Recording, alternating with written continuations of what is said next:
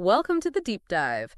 Today, we're looking at something pretty interesting. Yes, it's a collection of dialogues. Seems like they're designed for English language learners. Right, apparently from an English voice club, whatever that is. Mhm. So our mission really is to dig into this material, see what practical insights we can pull out about, basic English conversation. And maybe find a few surprises along the way. Exactly. Think of it as like a shortcut to understanding the fundamentals for you, the listener. Okay, sounds good. Well, the first thing that jumps out, I think, is just the sheer variety. Yeah. The breadth of the interactions it covers. You might think basic conversation is, well, quite limited. Uh-huh. But this stuff shows a surprisingly wide range of essential questions. Okay, yeah, let's unpack that. Just scanning it, you see the expected things, right? Like, hello, guys. Standard greetings. Or, excuse me, are you American? Which, well, that immediately flags how often nationality comes up, doesn't it? It really does. Yeah. Especially in initial encounters. But then it moves pretty quickly into personal details. What's your name? Okay, standard. But then, how old are you? Mm-hmm. And even, do you have a girlfriend? Which feels quite direct. It is quite direct. And, that directness, it might be perfectly normal in some situations, but maybe a bit forward in others. Good point. It shows how fast conversations can get personal.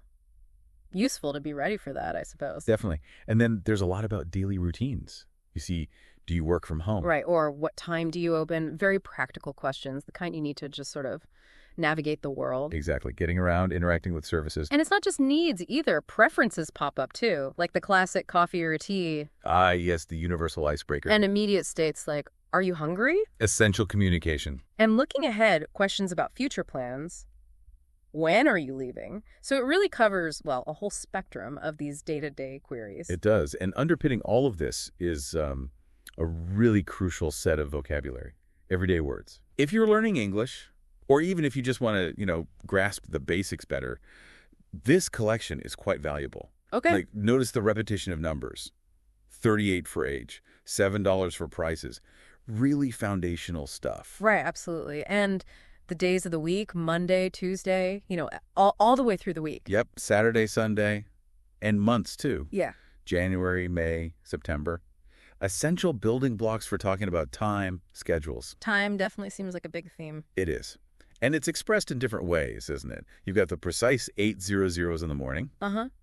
but also simpler forms like 12.0, 5.0, or slightly less precise like almost 2.0. Right, or 4:30 shows different ways people actually talk about time. Different levels of formality, too, maybe. Good point. And the number of places mentioned. It's quite Yeah. something. Well, you have London, England, obviously, but then specific spots like office, store, restaurant, train station. So real-world settings, Oh, yeah, grounding the language. exactly. And look at the mix of countries and cities mentioned elsewhere in the material.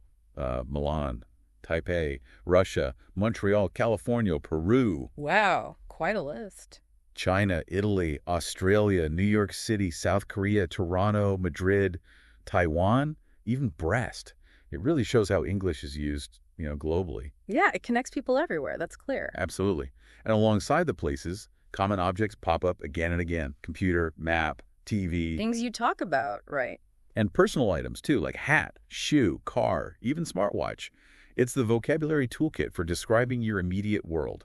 Okay, so we've got the range of questions, the core vocabulary. What about the actual phrases? It feels like they fall into categories. They do seem to, yeah. Yeah. Polite interactions are really obvious right away. Like, excuse me, please, thank you. The absolute basics of just, well, being polite. The cornerstones, exactly. And then the typical responses, sure, no problem, not at all.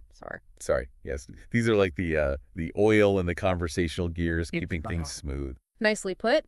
And then there's expressing feelings. Oh, yeah, look at the range there. You've got the simple, I'm fine, or really good, happy. Uh-huh. But also stronger feelings, like starving, and even things related to health, like allergic or sick. Right. So basic ways to communicate how you're feeling, what you need. Precisely. Your internal state. And obviously asking for and giving information. That's central, isn't it? Absolutely fundamental. You start with, what's your name? Where do you come from? The basics. Then you get more specific. How much is this? Who is this? What time is it? And those crucial ones for finding your way. Where is, or do you know? Can't get around without those. Plus, the more action-focused can you. Right. or asking about habits or duration. How long have you been? These are really the workhorses, the phrases that do the heavy lifting in everyday chat. And notice how they weave in ways to make suggestions or plans. Yeah, things like, would you like to? Shall we? Why don't we? Let's. It shows that conversation isn't just question-answer. It's often collaborative. Coordinating with people. Using language to connect and, arrange things. And I always find those little tag questions interesting. The ones at the end of sentences. Yes. Like, isn't it? Aren't we? Can't you? Will you? Have you? Don't you? Yeah. They're very efficient, aren't they? They really are. Like a subtle way to check if someone agrees or understands. Or just to keep the conversation flowing, saying, it's a nice day, isn't it? It's a gentle connection. Exactly. Now, looking a bit closer, you get these subtle hints of cultural context too, right? You do, even in simple exchanges, like the mention of London or Liverpool gives it a bit of a British feel, maybe. And the line, we don't wear uniforms at school, actually. That gives a little peek into different school systems. It does. Small details like that. And just the variety of transport mentioned, truck, bus, taxi, plane, reflects everyday life. And the leisure activities, it paints quite a picture. What sort of things? Well, playing sports like swimming, tennis, football, badminton, even cricket. Cricket, definitely a British touch there, perhaps. Maybe. And going to the movies, reading, relaxing, visiting friends. Going to bars or clubs, shopping, travel. It just shows common ways people spend their free time. Yeah, it rounds out the picture of everyday life. And let's not forget the food and drink references.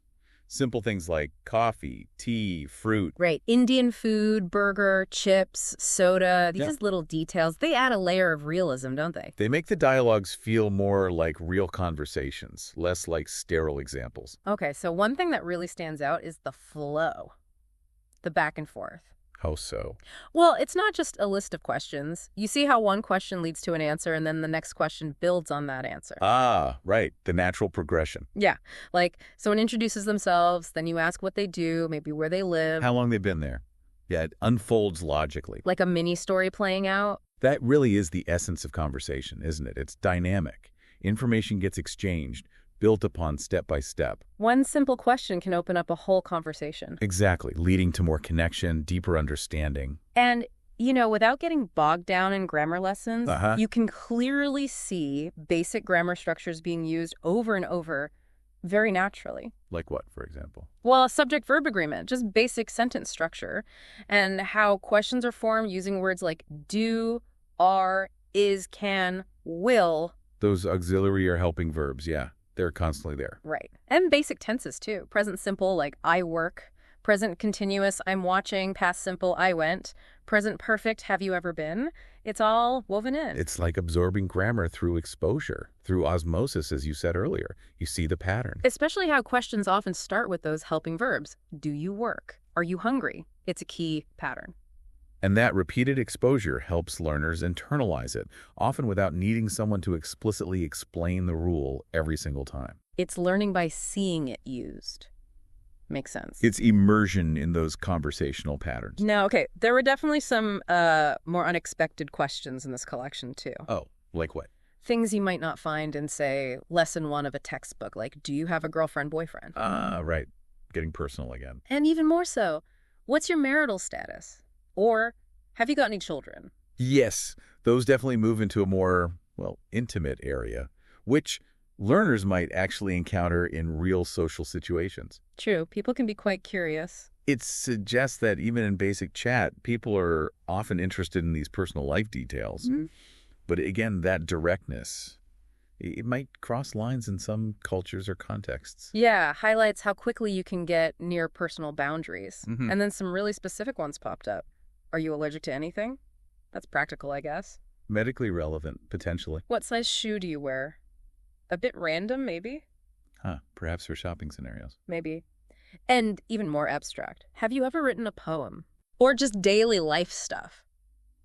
Are you raising any pets? Common small talk, that one. And then the really specific, do you think Remy will get the job? Like referencing a particular situation. Right, showing context-specific chat. And notably, there was that question.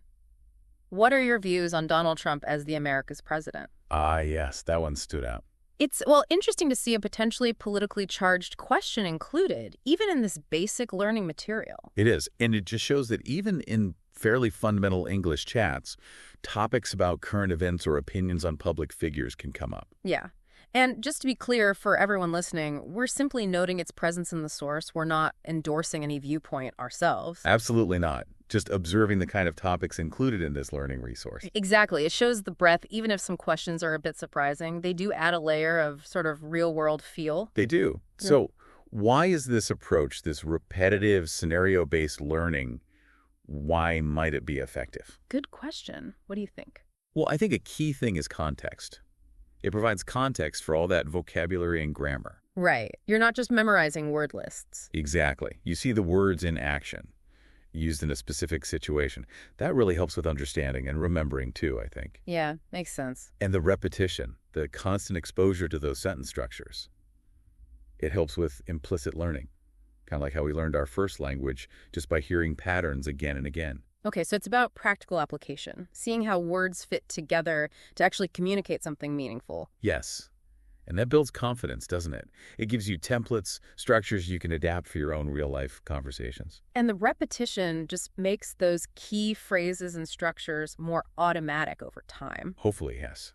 You start to get a natural feel for the language. So wrapping up this deep dive, Yeah. what are the big takeaways for you, our listener? Well, I'd say this collection, it really offers a practical snapshot of the building blocks, the absolute fundamentals of English conversation. Yeah, it covers a surprisingly wide range of everyday topics, from simple hellos right through to personal details, even future plans. And it does that by showing core vocabulary and essential grammar structures being used, again and again in context. What I found insightful was how these dialogues, even though they seem simple, show the natural flow of conversation. Right, the back and forth. And they implicitly teach things about politeness, expressing feelings, asking for info, making plans. And they even give those little glimpses into cultural bits and pieces and touch on some unexpected real-world topics, too.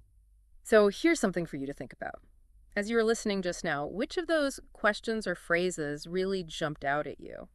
Good question for reflection. Which ones do you hear often? Or maybe which ones do you personally find a bit tricky to use? And how could actively practicing these basic dialogues, maybe just focusing on a few each day, how could that help build your confidence, your fluency? You might also perhaps want to go back and look for areas that match your own interests. Maybe travel or hobbies or food, like we mentioned. Yeah, and then try creating your own simple conversations, using these as models. Yeah. There's a lot you can do, even starting with these fundamentals. That's a great suggestion. Practice based on these patterns. Mm-hmm. Well, that's us for this deep dive into the English Voice Club dialogues. Thanks for joining us. Until next time, keep exploring.